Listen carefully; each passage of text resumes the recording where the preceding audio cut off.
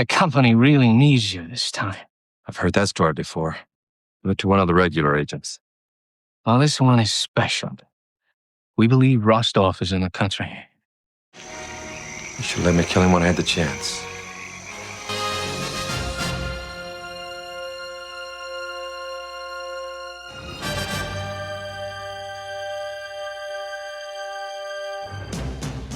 Is there anything you'd like to say to the media?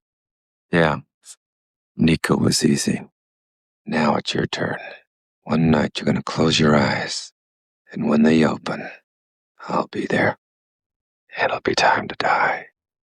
All right, everybody, welcome back to another exciting episode of Citizen Frame.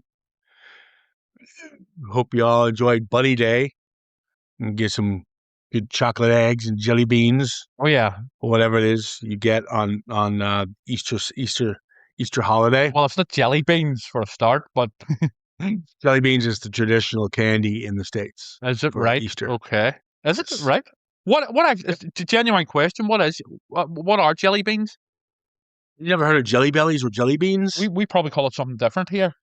No, it's jelly beans. Right. You've never heard of a jelly bean. We'll have jelly babies. No, it's you know them if you saw them. They're fruit flavored, different kind of flavors, and they're kind of a jelly, like gummy bear type texture things to them. You know them. I mean, the fancy ones are called jelly bellies, and you can get peanut butter flavor, you can get strawberry shortcake flavor, that kind of stuff. Yeah. But the traditional ones are big, a little slightly bigger. They look like mini eggs, but they're jelly based. Right. You never heard? Come on, you've never had a jelly bean. Well, I mean, I know jelly beans are sort of like type of jelly babies. I know that type of sweet generally, yeah, but I didn't know that was a thing. I know it's at Easter in America. No, it is jelly beans. Peeps are big. Okay. You never heard of Peeps? Nope. Jesus Christ, they're marshmallows, but they look like little birds, little ducks. I've never heard of yellow ducks. I know marshmallows, obviously, but yeah, you never heard of Peeps? You gotta look up some of this shit. We had some fucking freaky ass shit. And then the food of choice is ham. Okay. A ham dinner. Well, turkey and ham is also a Christmas thing, but yeah. No, turkey and ham. Turkey would be Thanksgiving in the States. Right. And then a roast of some sort would be usually for Christmas, and then ham would be Easter. I hear it's more turkey and ham for Christmas. All right, well, let's change the subject. Go back to what we're here to talk about. Invasion U.S.A. Invasion U.S.A. with Peeps and jelly beans. Well, look at that. We're just giving a bit of context to American culture before we discuss Chuck saving it. Yeah, just Invasion U.S.A. Yeah, I remember seeing this. This was heavily marketed in the video store. That was the poster, especially. I remember. Yeah, this is directed by Joseph Zito. He worked with him before in Mission in Action. Joseph Zito also did Friday 13th Part 4, The Prowler, and Dolph Lundgren's Red Scorpion. I remember Red Scorpion. So, yeah, that was on video. Yeah. So I always wondered what happened to Joseph Zito. He produces here and there, but nothing. He kind of walked away. He's a lecturer. He does the circuit for the big universities, like UCLA would be a big one. Right. Okay. So good on him. Good on him. Yeah, there's a problem with this film. Lots of problems, actually. And I found out what went wrong. Because I do my research when I'm looking up a good Chuck Norris movie. Well, you have to, investigate the layers and the depth. Yeah, because the filmmakers did it. So it was cut to shreds. So I felt I had to. Now, here's the problem. Canon got a hold of the film, and they wanted to remove, this is true, guys, all the background characters, all the story elements, pretty much all the elements that make a good film. We're going to remove that, and we're going to focus on Chuck. The action, so balance. This is what I don't get, because when you watch this film, we were introduced to characters who could then just disappear. Yeah. And you don't know. So I have so many questions, and I know why something didn't happen, because a key character has been written down or written out. Yeah, and and stuff happens he randomly. Like later on, whenever Chuck gets arrested and stuff, it's all a bit random and stuff. There's no build up to it, and you can see that there has obviously been chopping and changing going on in terms of editing. well, I kind of got that part. We'll jump into it as we talk each scene. Boy, of Chuck Norris's Invasion USA. This movie cost $12 million. It made $20 million, so profitable, I guess. I'm sure we have a lot more characters, but we're just going to focus on, like they did, Chuck Norris is Matt Hunter, Richard Lynch is Mikhail Rostov. The terrible, terrible, and if I hear out of your mouth, I swear to God, I swear to Christ, Trevor, if I hear out of your mouth, oh, she was all right. Melissa Prophet plays Dahlia. She's brilliant. Yeah. A do completely you know that I was doing my research on this, and that Chuck Norris's original choice for the reporter was Whoopi Goldberg, but the director vetoed it, and so Chuck fell out with him and never worked with him again because of that. It should have been. You needed a comedic actress to play that role, if that's the role, because that's what they were trying to go with, kind of like the comedic element. You got Billy Drago, very wasted, but this is kind of when he was just starting out. Yes. So it was more of just he plays Mickey. Then you got the two badasses, Nico and Thomas, and then FBI guys who are kind of wasted, Cassidy, Johnson, Harper. It doesn't really matter because they don't give a fuck. And what about now? There's interesting. What about Chuck's former CIA boss, who looks? Well, I got him on. Andrews or Adams or something. Yeah, he looks like he hasn't been slept in about a year. You know, he looks totally distressed. But that's John Travolta's. That's John Travolta's brother. Is it? I didn't know that. Yeah. Yep. Right. In Saturday Night. Oh, Fever. not in real life, right? Okay. He played the brother who decided he didn't want to be a priest anymore. Okay, right. Actually, a pretty good part. That's how I recognized him. Like, well, that's that priest guy. Yeah. From Saturday Night Fever. Pretty good role, actually. He looks traumatized here, and not just because the USA's been invaded by Russians and Cubans. Yeah, I don't get it. There's Asians in the mix. There's whites. I mean, they're all kind of I think, blended. So I was like, who's invading USA here? Right, I'm going to be fair here. It is. I think there's a line later on where it's basically stated that the ones running it are basically this Russian guy, Rostov, and Nico, the Cuban guy. But what the people they have recruited are just all of the criminals, the criminal gangs and stuff in the USA, but also I'm assuming outside of the USA, because it's just a clusterfuck of. It's the Warriors. It's what the Warriors wanted to do in the beginning of the Warriors: get all the gangs together and fight. Yeah, for the greater good type thing. Yeah, that sort of thing.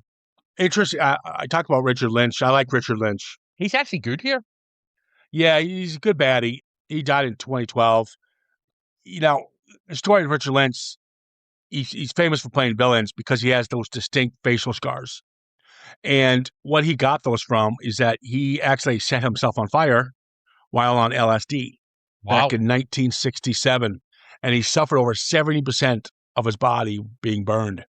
He spent a year in recovery, and he decided to take that and just do a prolific career in horror and in action films. And good on him. I've always liked to see him. Yeah, but I mean that sounds completely brutal. They say apparently same thing happened to Richard Pryor. Yeah, they say apparently if you add your age to the percentage of burns you have, if you go over 100%, basically you'll not survive. So, glad he obviously recovered and stuff. And yes, he's a pantomime villain here, but in terms of 80s action film villains, he certainly does his job and does it well. He was in a film. It's a horror film I always recommend. We definitely might get to it with a little hottie Jennifer Rubens. And it's called Bad Dreams. Yes. And he's in it, and he plays a cult leader. And he's so creepy in it, and it's so good. But he plays a cult leader who gets burned, and so it's just it's just really good film. I won't give anything away, but it's got really good twists and turns. And Jennifer Rubin check it out. Was in Dream Warriors. I interviewed Jennifer Rubin for Phantasmagoria. Here we go again. Yep. Name dropping. My old buddy. Name dropping. My buddy Jan, as I call her. Yeah. I do like the fact. So I taught in the last podcast, Silent Rage, and how Chuck got a lot of, email, not emails, but bad mail saying, we don't like you being ladies' man, gratuitous sex and nudity. It's just not warranted in your films.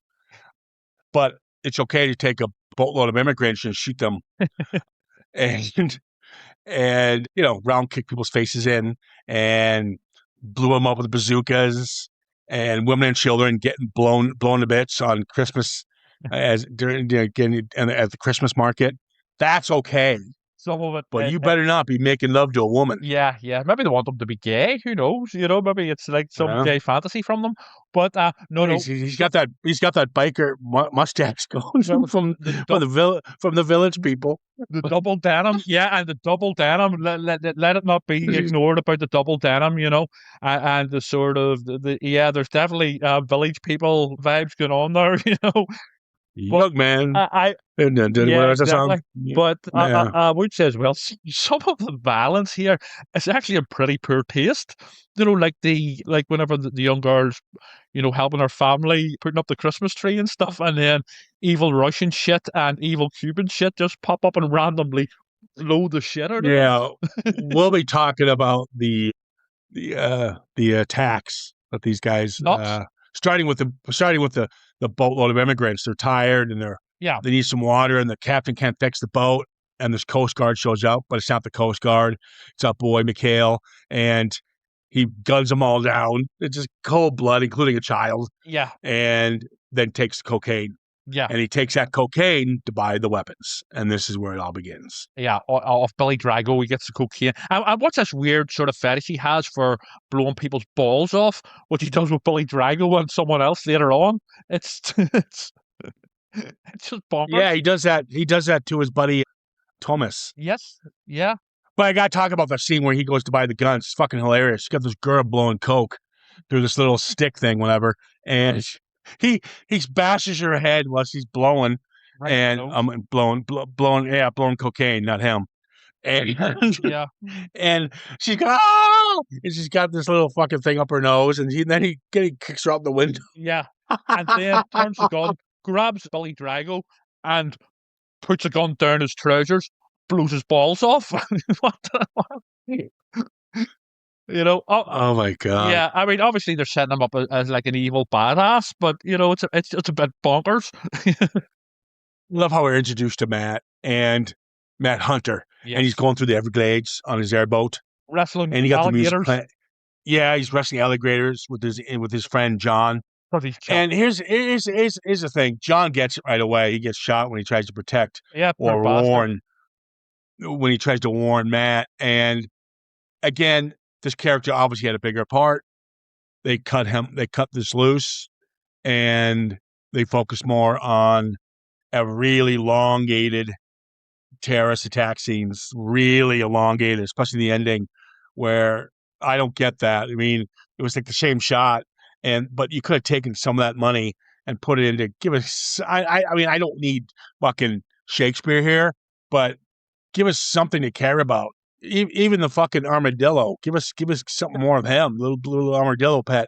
And you got John, you got Adams, the CIA. Had bigger part. You have this snitch that we meet in a bar for like a half a second. Doesn't tell him anything useful, but he had more to say in other scenes, because we have to find out how Matt is finding out where these attacks are happening. We're never told this. I know. We're never told how he ends up showing up where these attacks are going to happen. I guarantee you it was because of the informant we meet in the beginning that we never meet again. Also, what are the actual motivations for them invading Florida? By the way, this film should be called Invasion Miami. It shouldn't be called Invasion USA, because there's nowhere else in the USA gets invaded by these guys. But what are their motivations? It's never really explained.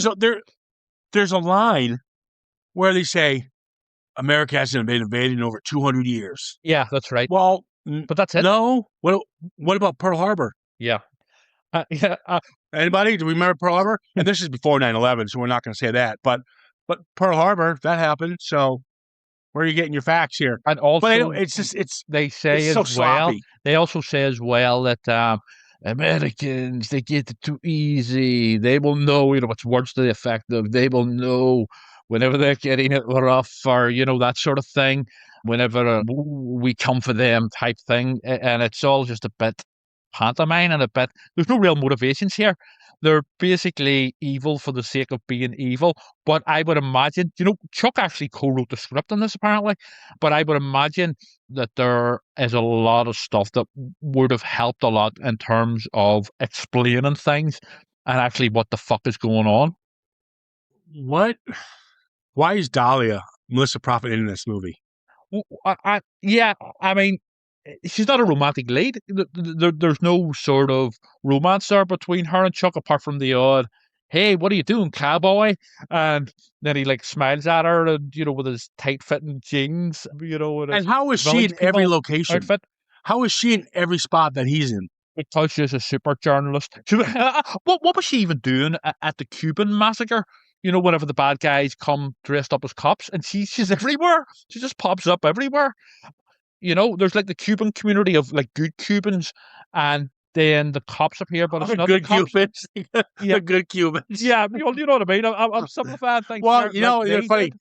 Yeah, You got to realize the attacks are hilarious because the attacks are it's over the top. the average white family, Yeah, middle class white family setting up Christmas. They get taken down. You've got the Cubans celebrating some kind of Cuban festival of some sorts. They get gunned down. We get the holiday shopper, Mad Rush, Christmas Black Friday gunned down. We get off-camera carnival attack. don't forget. Yes. School bus. We get the School bus. school bus attack. I mean, this Ah. is It's- just And then there's like that part where like Chuck is all like reflective and stuff, and he says to the FBI guy, or I think it's his former CIA boss, here he was, for every one I stop, for every attack I stop, another 100 just happens. He's like, dejected and all, and it's just like, and here's another thing that doesn't work as one-liners. Somebody like Arnie would pull them off, no problem. Arnie wouldn't have to say a fucking word. He'd pull it off. Yeah, even raise an Dolph eyebrow or something. Dolph Lundgren could pull this. Here's the problem, and I'm going to say it. I'm going to be blunt. I'm not going to, change my perspective on the man. I have nothing against Chuck Norris. Very talented. I said that in the last podcast, and seems like a decent guy, but he is terrible actor. It's He one-dimensional. he has no presence on screen. Now, maybe on TV, clearly it worked because that was a huge hit for him, and maybe he found his niche in the 90s. But here, it's so one-dimensional. bland. Yeah. You needed, lucky you had Richard Lynch in this film. Yes. He's the scene stealer because he's so bland and he doesn't move. His face is emotionless. Yeah, and even the action scenes and stuff, he does very little karate or whatever martial art he was an expert on. He does very little of that here. He does one roundhouse kick at the end and a couple of other kicks in between, but that's it. So if you were like a hardcore Chuck fan, you'd be disappointed for that alone because you watch a Chuck Norris film for the the roundhouse kicks and all the rest. This is just a load of scenes thrown together of carnage. And It is. And that's what I was saying. Things were edited. We have this flashback because Mikhail wants to get revenge on our Dream. boy Chuck. He wants to, because we have this sequence of events. We find out what happened to him. He was going to go kill the ambassador and president, and Mikhail was going to go shoot them. And then Chuck shows up and he goes, time to die. Yeah, it's time to die, but he doesn't kill him. And then we cut back to President. But this is what problem. Mikhail, it's kind of like Patriot Games, much better movie by the way, where Mikhail is so focused on getting revenge on Matt, he's not. And Nico's telling him, "You're losing focus, man. You're losing focus. You got to focus on the big picture, not this Matt guy." And so you have this flashback, And what's with him and bazookas? Jesus Christ! If you're going to ambush somebody, bazooka is a very big weapon to carry around. Yeah. Apparently, that was more of a well. You know the massacre when in the sort of white middle class estate when they're all like getting ready for Christmas. Apparently, that was done for more practical reasons because there were some houses that were being knocked down anyway for something to do with an airport to make room for an airport or something. So Canon or the producers or whatever said, "Yeah, we'll use them." And so that's why we'll have the scene of like because a lot of these scenes go on forever, like you were saying earlier on about the Everglades attack on Chuck's house. But this one, it's just like bad guys being badasses and blowing the shit out of loads of houses. It's just houses exploding, with bazookas. Yeah, because they show up. They show up after he has his dream. He insists on getting Revenge, him, yeah. and they go after his little hut in the Everglades there. And this is where John gets it, who we met for 30 seconds. We're supposed to fill. No What is with? emotional Let me impact. ask you this: what the fuck is with? So they blow up Chuck's house. That's what you want to call it. Yes. And he jumps out the window, blows it all up. John takes the bullet. He picks up John's body after they leave, puts him in the middle of the what we used to be a house, and then he sets the fucker on fire. What is with people in these films just putting their friends on fire after they die? We've said this quite a few times in films. Oh, he's dead. Well, set him on fire. He's cremating them. He's saving his family the cost of a funeral. It's like, yeah, it's just like, I know what you mean. It does seem a bit disrespectful to the dead, especially his mate, but yeah, what can you say? It's 80s action cheese. I would say that the lead up to that, again, with the bazookas and stuff, whatever, it actually looks well, and some of the action is very well choreographed. But that's all we're getting here. There's no emotional impact at all throughout here. I do love when Nico goes to the beach and he's waiting for all these troops to show up, right? And on the boats, and you have this couple making out, and he just shoots them right in the fucking head, and then guns her down in cold blood, and then he's laughing because they're watching the Tonight Show or something. He's laughing at the show. He's enjoying the show. Yeah, and then you see these, these couple boats come in with all these, it's volunteers. Like D-Day, but Poundland D-Day. Yeah, but here's what I don't get. Okay, so we see we'll see a couple boats. We'll see a couple boats come in, and I don't mean huge like Titanic boats. I'm saying whatever. But the boats are coming in, and they're bringing some of these volunteers in, and we see it. And we'll say about 200. Okay, we'll say about 200. Yeah. By the end of the film, there's like thousands of them. I know. Are they fucking rabbits? Yeah. I mean, what the fuck? Yeah. How are they multiplying? I think it's sort of suggested, and again, I'm probably being too generous here, that the unhappy street gangs that are already in the USA side with them, and they're part of the rebellion as well. Also, they're pretty ingenious as well because they can imitate cops, no problem. They can imitate the Home Guard or the National Guard, I don't know. Yeah. Yeah. And so, I mean, these guys are, despite being just like regular sort of thugs, they're pretty ingenious when it comes to their disguises and all sorts. But again, it's just this film is just random scenes of carnage, and that's it. When Adams finally meet Adams, his old CIA buddy. Yeah. He finally meets him. He goes, "Okay, I'll do it," because they killed John and his house. Hero thing. Yeah, he goes, "I'll do it, but I work alone." And then Adam's like, "Okay, if you get caught, you don't know us." Oh, okay, thanks. And then Chuck walks away without paying for the food, and your man's like, "Oh, for fuck's sake," and has to pay for the food.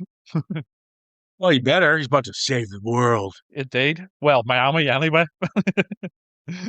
Yeah, there's 4 people that need to be written out of this, and that's Harper, Johnson, and Cassidy. They're the FBI agents, and then a horror reporter. Yeah. If you want to cut, if you don't want to focus on, extra characters, write all these characters out.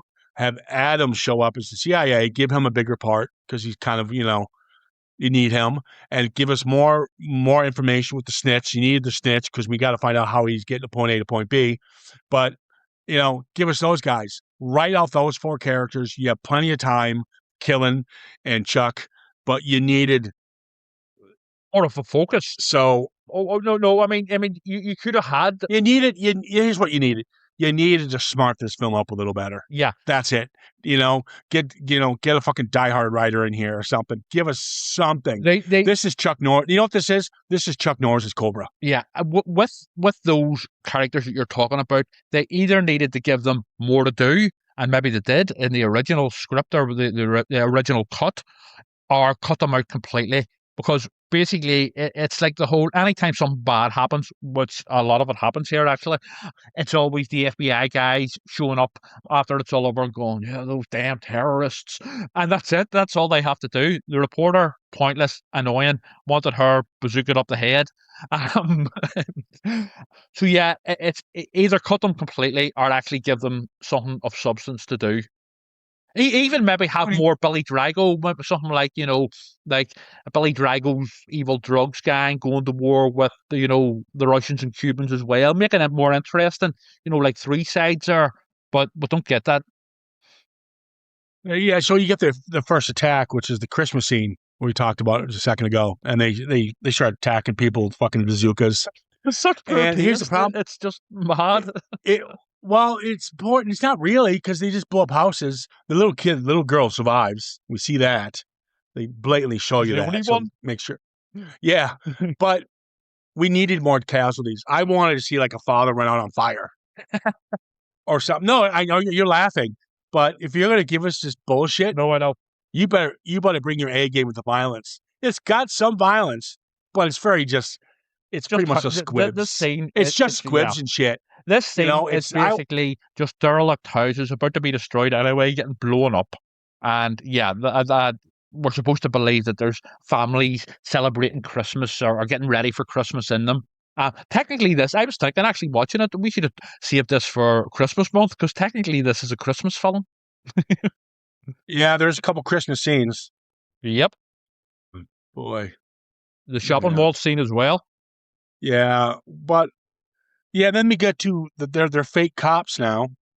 Conveniently. And they shoot down the Latino gang. They like Latino. I think it's a wedding party of some sort. It's the good Cubans. Yeah. Yeah, the good Cubans. Wow. And you're going to get complaints on that one. Not at all. No.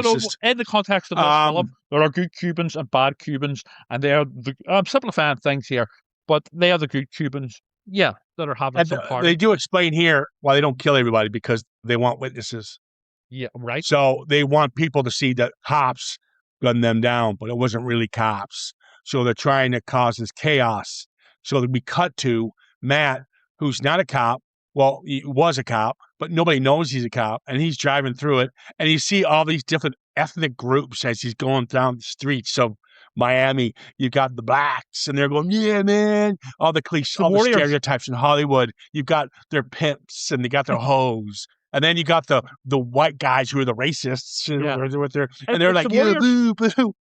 You get all these different stereotypes of Hollywood when it comes to all these ethnic groups. It is so fucking hilarious. Yeah. And yet they're bullying him. But what I don't get, why are they going after him? He's in his truck.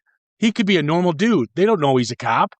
Because there's chaos in the streets of Miami. And but I love his face. It is sort of, whenever they're like attacking his car and stuff.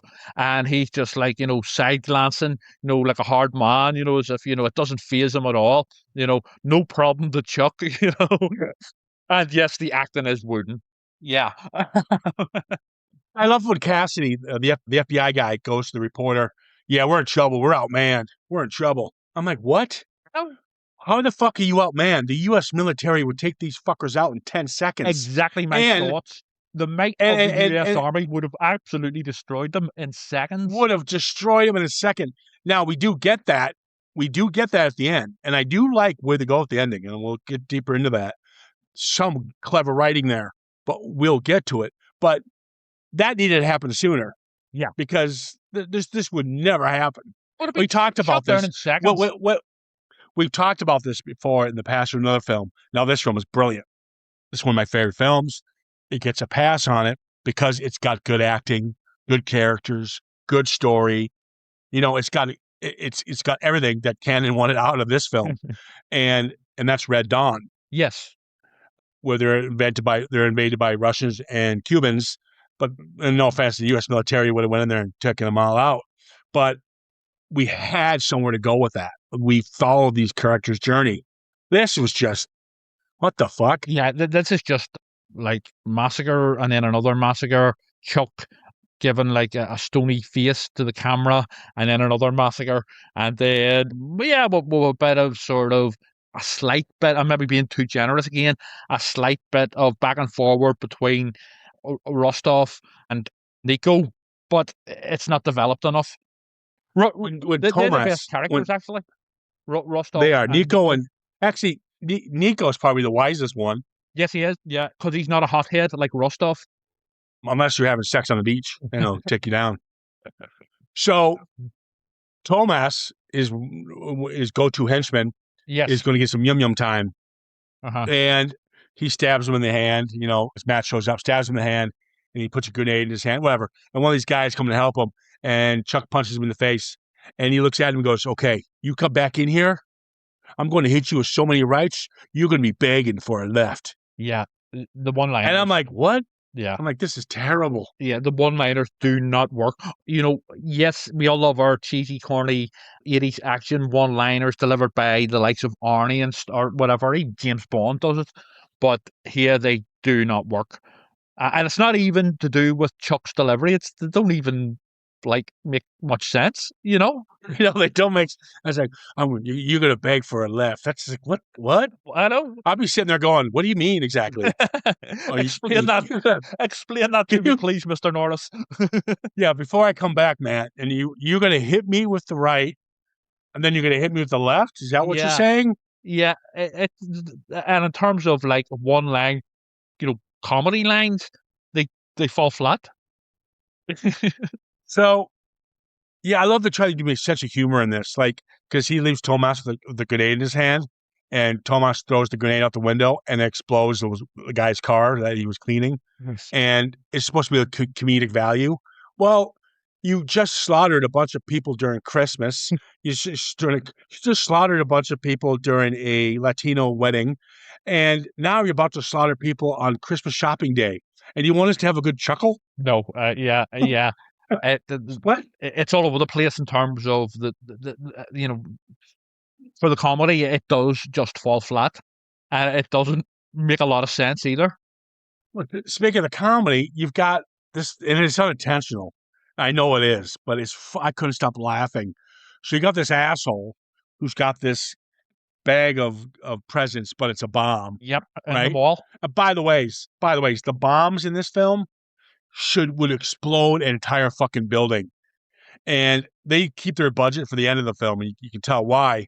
But when their bombs go off in here, they're like little boom. It's like you can't even show us a real explosion because these things would fucking detonate an entire store. But anyways, he's gonna put the bomb in the middle of like a department store chaos, right? Yeah. And this one guy goes, "Hey man, you forgot your bag," and he's just running toward him, and the guy who left the bag starts going, "Oh shit."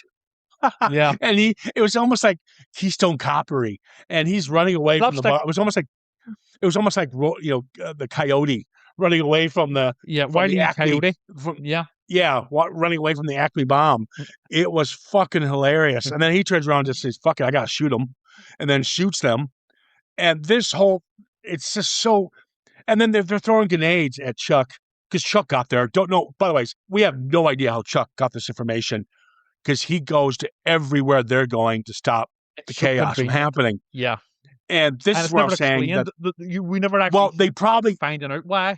It was probably the snitch. Yes, but it was probably that snitch, but we don't get another meeting with him. Yes, exactly. So that's what I'm saying. You cut him out. Though, whenever shortly after this scene where Chuck and the reporter, who pops up again conveniently, are chasing this guy, and he's got some poor innocent woman as like a human shield, but like grabbed onto the side of the car. It's just like, what? It's so stupid. I couldn't stop laughing. And then, but even before that, Chuck's being, they're throwing grenades at him, and they're like poof poof, like little mini explosions. Yeah. They're not even grenade explosions. And he just looks around him. I'm good.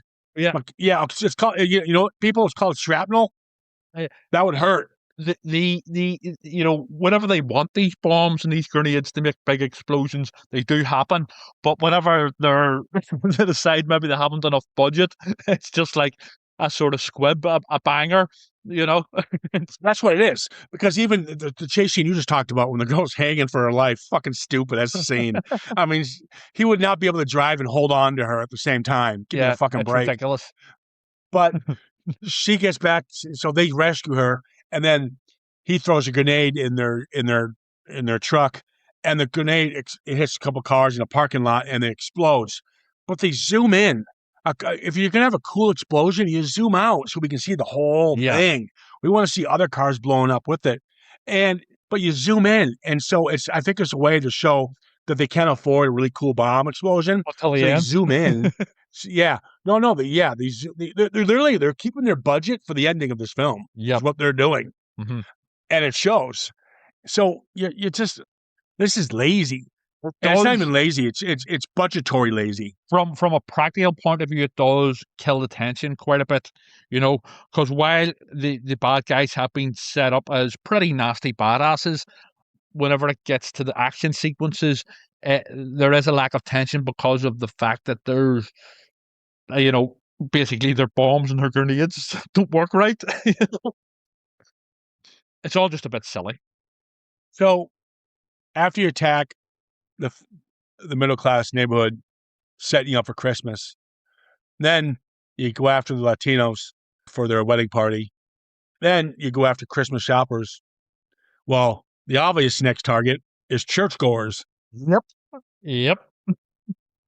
So obviously you have this thing going around, this helicopter going, there's a curfew, yada, yada, yada. And this is the way to set up, we thought, where are they going? But it's the town going to pray. I actually give that a moment. I was like, okay, that's kind of cool.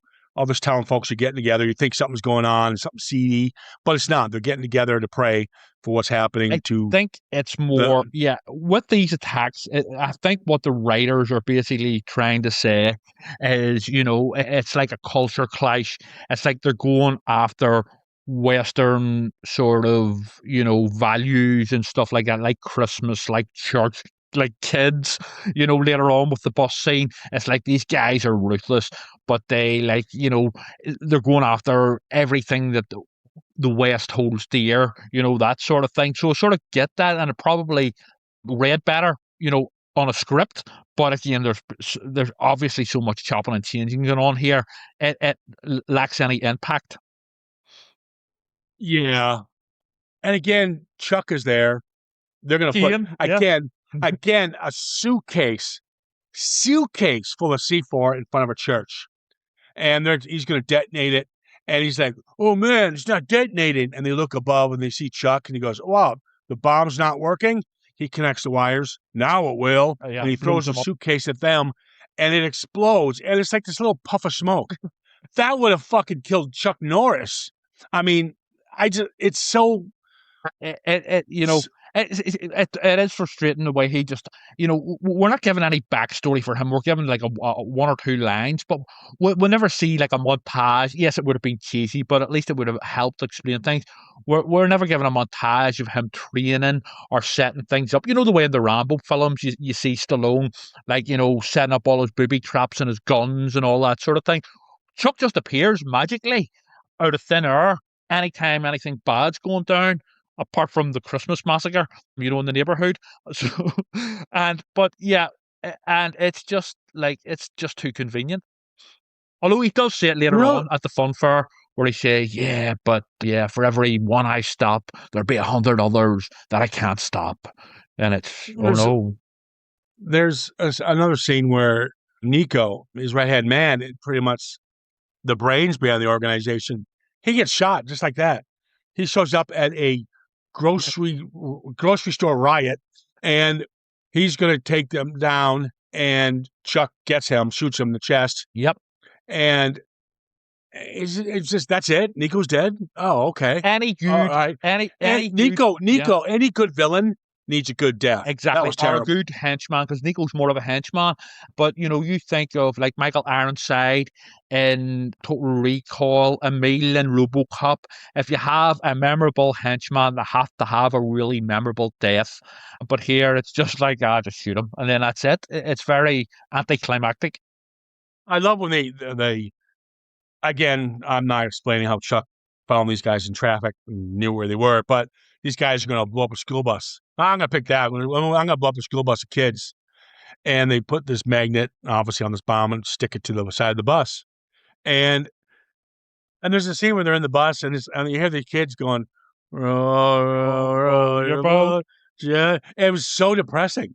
I know. It was like, that's supposed to be like a fun, uplifting song, and you're fucking kids. Yeah. But yeah, so they're singing row, barely, and they're singing away. And Chuck grabs the bomb. I don't know where he came from, but I don't give a fuck at this point.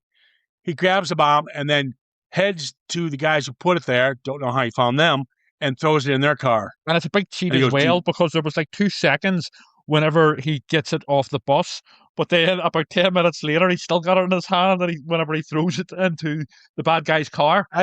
That's explainable. That's because time stops with Chuck. Chuck doesn't obey the laws of time. So after the whole fucking bus thing, we cut to Carnival. And this is the funniest scene, and it's not supposed to be. You got the somber music playing in the background. He's meeting CIA guy Adams, and he's looking at this carousel that's been blown up. Yep. And the police tape all around it. And he goes, "Look at this. This is disgusting.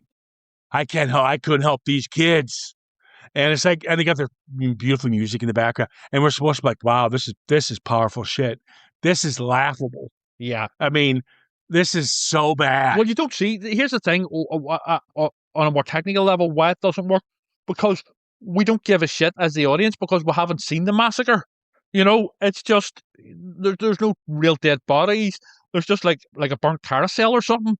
So we haven't seen that to be emotionally impacted enough to actually give a shit about Chuck's stupid speech. Well, actually, you wouldn't need to, because if we seen a little more casualties of children, not on the bus, maybe the Christmas scene, we know a couple of them live. But if you stop with the stupid humor and some of the bad, the execution part and the pun, we didn't need to see that chaos. We could have been there. He goes, I just missed this in time because I was busy trying to save the kids on the bus. I'm only one man. That would have made more sense. I think that's what they were trying to convey, that he's only one man. He can't stop all this chaos, and this is the outcome. These kids were killed. Any other filmmaker or actor could have pulled that off. This scene is terribly executed. And then we cut to the FBI agent, Cassidy, arresting Matt. Now, there's no conversation with the FBI and CIA at all. No lead up. To kind of wink at us like this is a setup. Now, they probably want to not, I mean, I knew it was a setup. You see it coming, but it was just so rushed. Yep. And they announced this meeting of all governors of all 50 states are going to show up. Well, this was never going to happen. This is kind of what I do like. I do like this misdirect. They sell it to Mikhail. This is where, wink, wink, this is where your next attack should be. And its whole thing is complete ambush and setup to get his men. Yep. And so I do like that. And clearly, this is where they spent their budget. This is the finale. Yeah. I mean, I would say that the finale is dragged out too much, especially the stuff with Chuck and the bad guy basically wandering around corridors after each other. It was like, just get on with it. Just have the big fight. It is dragged out a bit, but some of it works. Again, the action here, some of it is quite well done, I have to say, in an 80s action, cheesy, fun sort of way. But a lot of it's dragged out. I mean, obviously there were a lot of cuts, but what we do get is dragged out anyway.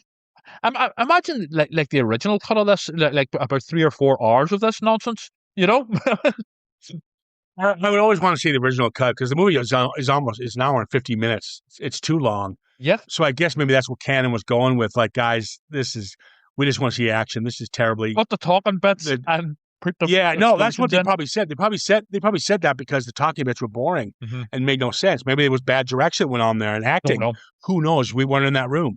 But And then the cat says, you know what, fuck it, just make it violent. I don't care. But there's a scene where they're in the corridors and they're cubicle fighting in the cubicles, and he's got 2 Uzis, and naturally, what's with the fucking bazookas? But so he finally meets his man. He finally meets Mikhail, and he goes, Nico was easy. Now, when you close your eyes and you open them, I will be there. Time to die. I'm like, what? Am I going to take a nap? What are you saying to me, Chuck? I mean, what does that mean? I'm alert. I'm not falling asleep. My eyes aren't. Yeah, I think it might be a reference to his dream earlier. I don't know. How does he know he's dreaming him? Exactly. How does Chuck know any of this is going on? Because he's Chuck. He's psychic. He can read minds, and maybe Chuck himself planted himself into that guy's recurrent dream. I don't know. If you examine this in terms of logic, you're gonna have a sore head.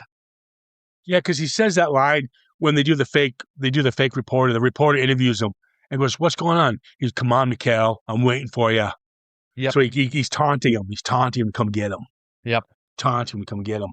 And yeah, I mean, I like the setup. I do like the fact we mentioned earlier, the U.S. military kick these guys' ass, and they do, because what they do is they set it up where it's just a small military waiting outside the supposed conference, and then these hooligans all show up to kick ass, and they think they're all going to kick ass, but then what happens is the military do show up with tanks and shit and just slaughter all these fuckers. And at the same time, we cut to the office fight scene. Yeah. Now, it's got some decent moments, but this scene's like 15 minutes long. And it just seems drawn out. And it's like, you shouldn't be drawn out. This is the finale. We should be going, yeah. It's drawn out, guys. It really isn't. It's boring, actually. And you're just like looking at your watch saying, just get it over and done with. Just kill the bad guy. Hurry up. I do love when Matt is walking through the offices. Is he taking everyone out with 2 Uzis? Yes. And he's out of his Uzi. He's like, oh my God, I'm out of my Uzi ammo. So he picks up another gun, an M16 with a built-in grenade launcher. Well, that should help. Yeah, he's got the knife down his back as well, And he goes and he's walking through all the doors, seeing what's going on. And he before he opens the door, he's like, something's not right. And then we cut to inside that door. There's 2 guys waiting in the dark.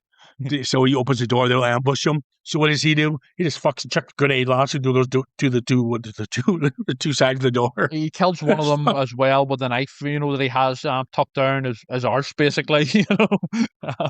Oh boy. Yeah, it's what I get that it's 80s action cheese and there's a bit of silliness. I remember this being very popular at the time. I haven't seen this since I was a kid.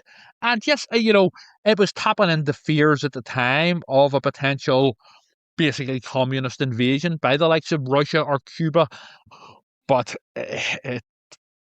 watching it, like, I don't know, 40 years later or whatever, it's flawed nonsense, I do like the finale where now they both have fucking bazookas. Yep. And it's like, Jesus. And it could have been a nice shot, but I don't know how to go with it. So we see from the point of view, from the front of our boy, Mikhail, and he's got a bazooka. And then right behind him in the background, we see Chuck, and he opens up his bazooka, and you can hear it, and he can hear it, Mikhail. He's like, oh my God, he's behind me. And he finally loses it and turns around to shoot him. And he obviously blows the smithereens out of him. And he flies out the window. And you see like a foot. You see like a little foot. Yeah. Like an arm. But when you cut back to where the window exploded and back in the building, it's perfectly clean. There's no like shrapnel. There's no blood. There's nothing. It's completely like repainted. It's because Chuck was so exact. He knows what he's doing here. He can enter people's dreams and know about it. He's Freddy Krueger. Oh, yeah. Well, that's it. That's all I got to say on it. Yeah. That's not good. That's not a good movie. Sorry. Lord nonsense. I mean, maybe it was good at the time, but now when you see it now, it's like, nah, not going to work for me. It doesn't carry over like most 80s cheese gets passes. We talked about that Tango and Cash is probably the go-to. Yes. Even Cobra gets a pass, Yeah. as cheesy as it is. But this doesn't pass. falls This flat. doesn't. Yeah, it just doesn't. But especially a couple years later, you get Die Hard, and I know they're in different films and different scale directors and writers, but at the end of the day, you have talented people on your team. You should be able to give us something with a little more meat on the bone, and not just a bunch of scenes of. That's all it is. It's basically a bunch of action scenes thrown together with a very vague plot, and that's it, really. Well, there you go. There's no resolution either for journalist woman. But that's probably a good thing. Yeah, get rid of her. I wish they would have shot her. Kill her. Give us something. Instead of the kids. Problem is, yeah, well, no, I don't want the kids, but you shoot her and It ups the ante. well, she's out of the picture, which is Yeah. perfect. But also, well, you couldn't. But you know why? Mm-hmm. Because she was so terrible in it. Her acting's terrible, and the character's terrible. So when she does die, people will be rooting for the bad guys at this point because they killed her. So yeah, that's the problem. They could have killed anybody, and none of us would have cared. Yeah. There's certainly no characterization here, let's be honest, So even at the start, whenever his mate, when the Everglades gets it, no emotional impact. You don't give a shit. In fact, you're sort of laughing, especially whenever Chuck decides to cremate him as well. And I was more concerned with the armadillo that randomly pops up a few times. Yeah, we never get to see what happened to the armadillo part thing. I know it got away, but we don't see it, Yeah. That would have been great if the armadillo shows up with a little bazooka.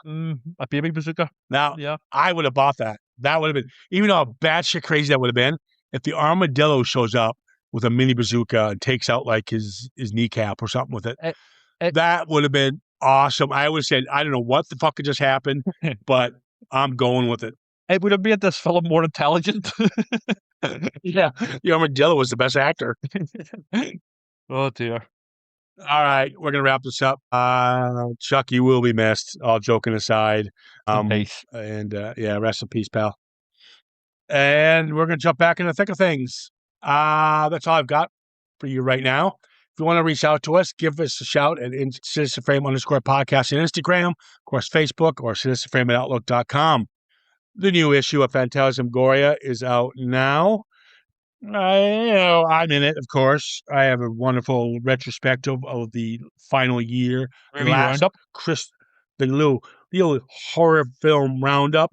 Yes. For the tail end of 2025 for the Christmas season. You could have a good laugh and read it and enjoy it and go, my God, that man is so multi-talented. Humble. But yeah. Yeah. It's on sale worldwide from Amazon and very soon our website and Forbidden Planet, Belfast. Check it out. Aside from the great Kieran in it, there's also Joe Hill, Richard Christian Matheson, and Peter Straub. There's a reprint of an interview with Peter Straub from the 1990s. Originally, it was done. So yeah, there's Ghost Story. Dave McKean. Great film. Yes, Ghost Story. Yeah, we should get that at Halloween month actually. So we should. But yeah, there's lots of fiction, artwork, reviews, the whole shebang. David A. Sutton, their interview with him, Dave McKean, Dave Jeffrey, Lee Murray, Maria O'Regan, and Paul Kane. Yeah. There you go. Lots to catch up. Yeah, lots in there. So check it out. That's all we got. We'll be back soon with a new lineup. I know you're all excited. So enjoy the rest of your Easter Monday day. And your jelly babies. Your jelly beans. Jelly beans and peeps. Okay. You gotta look up jelly beans and peeps. You'll know exactly what they are. Do you know what? I actually have a really bad sweet tooth, so I would no doubt enjoy them. There you go. You have to enjoy peeps. Right. Okay. All right. We're wrapping this one up. Take care of yourself. All the best.